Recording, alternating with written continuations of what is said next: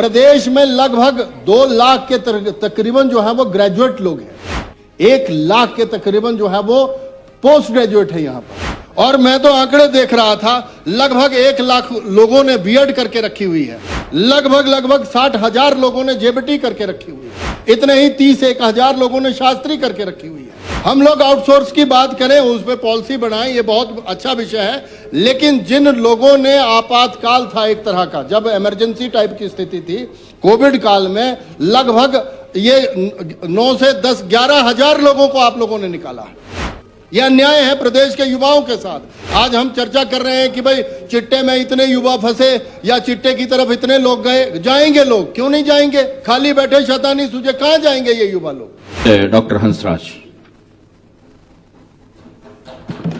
माननीय सभापति महोदय, एक बहुत महत्वपूर्ण विषय माननीय सुखराम जी लेके आए हैं। मुझे भी आपने उस पर बोलने के लिए मौका दिया है, मैं आपका धन्यवाद करता हूं। माननीय सभापति महोदय, जिस तरह से किशोरीलाल जी हर बात में राजनीति ले आते हैं और कुछ और लोग भी, विषय जो है वो कोई बीजेपी और कांग्रेस का है ही नहीं। विषय तो उन लोगों का है जिन लोगों ने उस टाइम आपके राज्य में सेवाएं दी थी, जिन लोगों ने आपकी जानों की रक्षा भी करी थी। मैं आंकड़ा देख रहा था, लगभग 1916 ऐसे जो स्वास्थ्य विभाग में ही लगे हुए लोग थे उनको निकाला गया, 136 तो आपके आईजीएमसी से निकाले गए। और ऐसे मैं अपने तीसा चंबा में भी देखता हूं, लगभग 300 लोग निकाले गए। उनका सिर्फ इतना ही दोष था कि उन्होंने उस टाइम अपनी जान खतरे में डाली, जब पूरा प्रदेश या पूरा देश जो है वो कोरोना काल में अपने जीवन को बचाने के लिए जूझ रहा था। इसमें कोई सियासत की बात नहीं है। मैंने तो शुरू में पहले भी कहा था, जब हमारी भी हुकूमत थी तब भी कहा था कि आउटसोर्स पे आप भर्ती करें, लेकिन उसमें भी रोस्टर नहीं होता था। ये जो SC ST के लोग यहाँ पर बैठे हुए हैं, OBC के भी लोग बैठे हुए हैं, जो संविधान की वजह से यहाँ पर आकर के बैठ करके हम लोग भाषण देते हैं। लेकिन उस वक्त भी चलो हमने कहा कि कोविड का काल चला हुआ है, अभी क्या रोस्टर की बात और क्या रिजर्वेशन की बात, लेकिन उन वर्गों के साथ भी अन्याय था। ये आउटसोर्स एक तरह से हम जो है वो तथाकथित एक व्यक्ति को ठेकेदार बना देते थे, और वो व्यक्ति जो था वो चाहे वो किसी भी दल से या किसी भी वर्ग विशेष से जुड़ा हुआ हो, वो अपने तथाकथित नजदीकी लोगों को उसमें आउटसोर्स में रख लेता था। और शोषण की इंतहा देखो आप कि खुद जो वो मेन पार्टी है, जो जिसको टेंडर मिलता था, वो 15,000 रुपये लेता था, और जो आउटसोर्स पे मुलाजिम रखा जाता था उसको 6 या 7 हजार रुपये दिए जाते थे। ये ठीक कहा सुखराम जी ने कि इस पर विषय आना चाहिए और इसमें कोई पॉलिसी बने। और पॉलिसी ही क्यों बने? आपने तो कहा है कि 5 लाख लोगों को रोजगार देंगे। कहाँ है आपका रोजगार और कहां से आप लोग रोजगार लाएंगे? नहीं, जब ये इस तरह की राजनीतिक बातें करते हैं माननीय सभापति महोदय, ठगा तो आप लोगों ने है। पिछली अभी जो गवर्नमेंट में आप लोग आए हैं, ठग करके आए हुए हैं। भाभी जी यहाँ पर बैठे हुए हैं, नदौन में ही 50 लोगों को जो 15 सालों से आउटसोर्स में लगे हुए थे निकाल दिया। अभी पीछे की बात है, अभी अखबार में भी आया था। और मैं तो माननीय मुख्यमंत्री जी से गुजारिश करूंगा, जो 15-15, 20-20 सालों से ऐसे सेवाएं दे रहे थे, उनके साथ भी अन्याय क्यों इस तरह का? और मैं आपको ये आंकड़े बता रहा हूं। नहीं, भाजपा का नहीं है ये संकल्प पत्र। माननीय रोहित जी, ऐसा है, इनके ही एजुकेशन विभाग से कितने ही लोग तो आउटसोर्स वाले जो हैं वो घर बिठा दिए गए। विषय ये नहीं है, मैं कोई राजनीतिक भाषण देने के लिए खड़ा नहीं हुआ हूं। देखो, ये कुंठा जो है वो प्रदेश के बेरोजगार लोगों की है। माननीय सभापति महोदय, इस तरह से इतने सीनियर व्यक्ति जो हैं वो इंटरवीन करेंगे, क्या शोभा देता है ये? और मेरा ये निवेदन है, सोलंकी जी आप तो पहली बार के हैं, आप तो बोलो ही ना।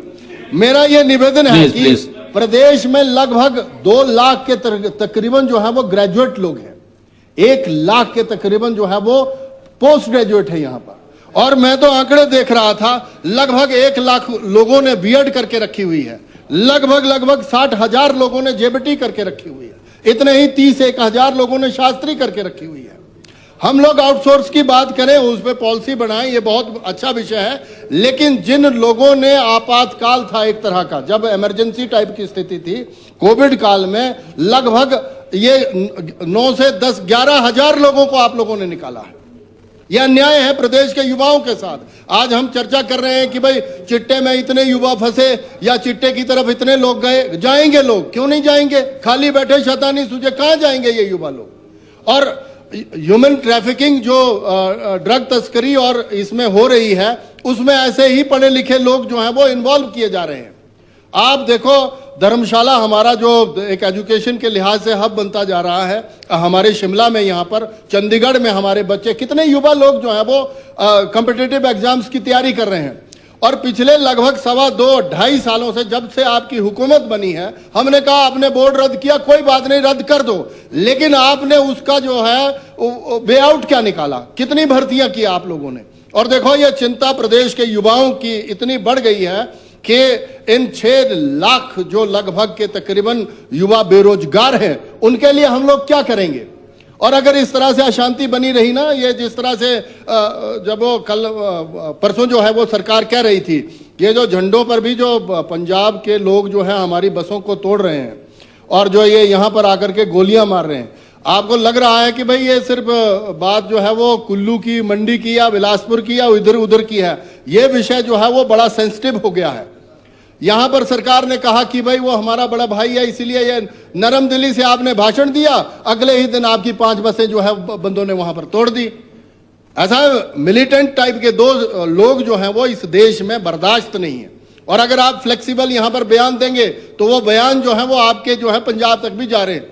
क्या मतलब आप लोग, उनके लोग जो है वो भर भर के गाड़ियां जो है वो आकर के यहाँ हुड़दंग मचा रहे हैं और हमारे युवाओं को भी खराब कर रहे हैं। क्या हम लोग अपने बॉर्डर्स पे उनको नहीं रोक सकते? और इतने असहाय हम हो गए हैं। 56 इंच का सब्जेक्ट पे बोलिए, सब्जेक्ट पे नहीं, उसी पे ही आ रहा हूं। ये जुड़ा हुआ मैटर है, आउटसोर्स तक जाएगी ये बात। ये सभापति महोदय, आप तो अपनी चेयर पे चलें, इनको कहें कि आप अपनी चेयर पे चलें, फिर कहें। मेरा यह आग्रह है आपसे माननीय सभापति महोदय, जब हम ये आउटसोर्स कर्मचारियों की बात कर रहे हैं तो हमें प्रदेश के उन एक युवा की बात करनी पड़ेगी जो आपकी तरफ बड़ी बड़ी आंखों के साथ जो है वो बेसब्री से इंतजार कर रहे हैं कि कब आप वो पोस्टें निकालेंगे। और जो 11-12 हजार लोग आपने निकाल दिए जैसे ही आपकी सरकार बनी, जिस तरह से वो संस्थान डिनोटिफाई हुए सर, वैसे ही इन लोगों को जो है इन्होंने बाहर कर दिया।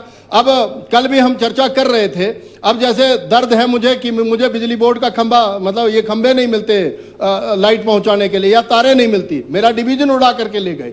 और दूसरा, तीसरा हॉस्पिटल की जब मैं बात करता हूं, मेरा पूरा हॉस्पिटल जो है वो आउटसोर्स कर्मचारियों के बूते ही चला हुआ था। उसकी हॉस्पिटल की साफ सफाई, हॉस्पिटल में जो स्टाफ नर्सेज या नर्सेज भर्ती करी थी वो सारी आउटसोर्स पे थी। सरकारी मतलब आप रेगुलर लोगों को तो भेजने से रहे। और इस संदर्भ में मेरा सिर्फ इतना कहना है कि आप जो है वो सीखना चाहिए हमें। अगर हमें नहीं आता तो हरियाणा से सीखें, वहां पर चाहे बेशक भारतीय जनता पार्टी की हुकूमत है, हाँ पैसे नहीं है ये मैं जानता हूं, लेकिन ऐसा है ना जी, अब आप वो भी नहीं कर सकते ना कि इन लोगों के साथ इतना अन्याय करें।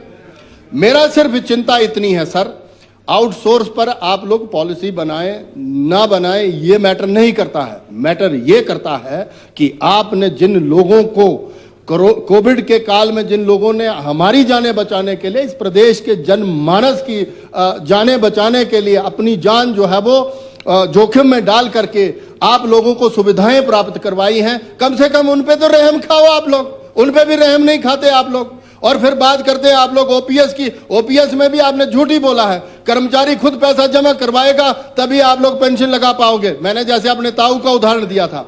मेरा यह मानना है सर, ये जो आउटसोर्स वाला विषय है ये बड़ा गंभीर विषय है। और मैं तो सरकार से चाहूंगा, माननीय मुख्यमंत्री जी है नहीं आज यहाँ पर उन तक मैं ये मैसेज पहुंचाना चाहता हूं कि जिन 6 लाख लोगों की हम युवाओं की बात कर रहे हैं जो हाईली क्वालिफाइड लोग हैं, उनके लिए आज कुछ नहीं बनाएंगे आप योजनाएं। और माननीय एजुकेशन मिनिस्टर साहब जो हैं वो यहाँ पर कह रहे थे कि हमने इतने टीचर भर दिए, ये कर दिया, वो कर दिया, तो फिर लोग जो है बाहर हड़तालें क्यों कर रहे हैं, स्ट्राइक्स क्यों कर रहे हैं? करोड़ों मुल्क वाले आपके बाहर क्यों धरने दे रहे हैं 500 लोग आकर के? और यहां पर C2 और उन्होंने कितनी बड़ी रैली निकाली आप लोगों के खिलाफ। तो इस संदर्भ में मुझे लगता है माननीय सभापति महोदय, इस संदर्भ में एक कोई ना कोई पॉलिसी या कानून हम लोगों को बनाना चाहिए। और उसमें संदर्भ ये रखना चाहिए कि हम लोगों को प्रदेश के जो पढ़े लिखे बेरोजगार युवा हैं उन बेरोजगारों के साथ जस्टिस कैसे करना है, क्योंकि we are the welfare state और हमारा ये परम कर्तव्य है। जो यहां पर 68 लोग यहां पर बैठे हुए हैं, हम लोगों को सच्चाई में उन प्रदेश के युवाओं का सोचना पड़ेगा। नहीं तो कई युवा जो है वो चिट्टे में वैसे खुद खा करके उसमें या वो ड्रग लेकर के वैसे ही अब रोज ही तो मौतें हो रही हैं। 18 मौतें हो गई पिछले एक सप्ताह में। और दूसरा जो है वो ह्यूमन ट्रैफिकिंग, जैसे हमारे वहां भांग का विषय तभी आता है बाहर, मतलब उसमें भांग की तस्करी वही लोग करते हैं जो बेचारे बेरोजगार हैं।